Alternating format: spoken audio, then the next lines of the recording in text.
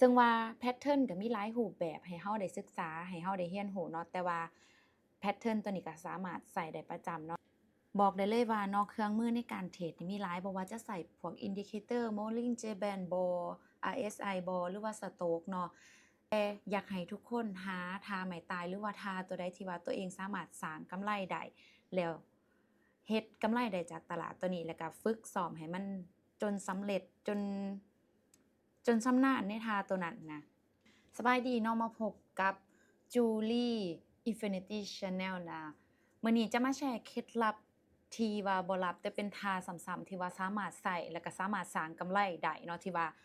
Julie ใช้ประจำก็คือการเบิ่งแพตเทิร์นมื้อนี้จะมาแชร์เกี่ยวกับแพตเทิร์นที่เห็นประจำเนาะซึ่งว่าจะเป็นแพตเทิร์น Head and Shoulder บ่ฮู้ว่าไผใช้แพตเทิร์นตัวนี้บ่หรือว่าไผบ่ทันรู้จักเฮาก็มาเรียนรู้นำกันเนาะ ซึ่งว่าแพตเทิร์นตัวนี้มันจะเป็นประกอบด้วย2ลายเป็นแบบนี้เนาะทุก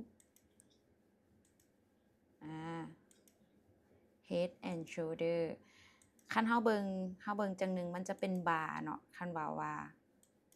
head and shoulder 2ลายหัวอันหนึ่ง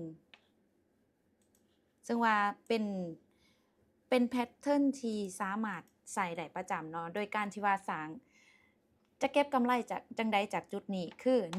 1เฮามาเบิ่งว่าจอมตัวนี้เนาะเฮาจะมาแท็กจอมตัวนี้ว่า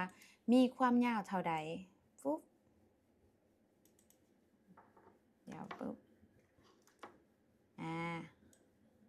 ปึ๊บนี่แม่นวิธีเก็บเนาะแล้วหลังจากมันหลุดไหล่ตัวนี้เฮาก็มาวางใส่เลย SLU เข้าออร์เดอร์อยู่ประมาณนี้เนาะบางเทื่อมันอาจจะขึ้นมา retest แต่ว่าสามารถวางขนาดนี้ได้ถ้าสมมุติว่าไผเป็นรูปแบบโครงสร้างของ Head and Shoulder สามารถเข้าออร์เดอร์แบบนี้ได้มาเดี๋ยวเรามาเบิ่งกราฟตัวจริงกันเนาะมาหาเบิ่งว่ามันอยู่จุดใดของกราฟซึ่งว่ากราฟตัวนี้มันจะอยู่ที่วันจันทร์นี่เนาะวันจันทร์วันที่อันนี้วันที่11วันจันทร์วันที่11ที่เทรดเลยเห็นก็ได้เข้าออร์เดอร์แบบเก็บแบบงามๆเลยเนาะ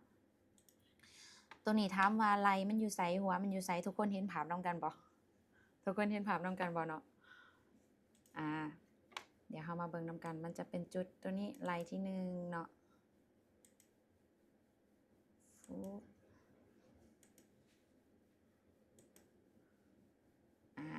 โดยปกติฮอดนี้เนาะฮอดนี้เห็นยังบ่คล้ายๆกับตัวที่แต้มบางอย่างบ่แล้วมาเป็นเข่าเส้นตัดมองนี้เนาะตัดก้นมันปุ๊บเดี๋ยวนะนี่ถามว่าเข้าออร์เดอร์แนวใดเข้าออร์เดอร์แบบตามนี้เลย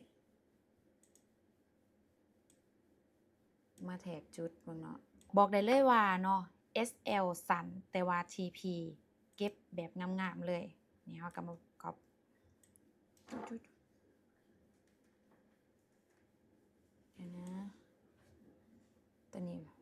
ปุ๊บพอดีเป๊ะเลยเนาะอันนี้แม่นเทคนิคทางง่ายๆที่ว่าใส่ซ้ำใส่ประจำโดยการเบิ่งแพตเทิร์นเนาะแพตเทิร์นก็มีหลายรูปแบบให้เฮาได้ศึกษาให้เฮาได้เรียนรู้เนาะแต่ว่า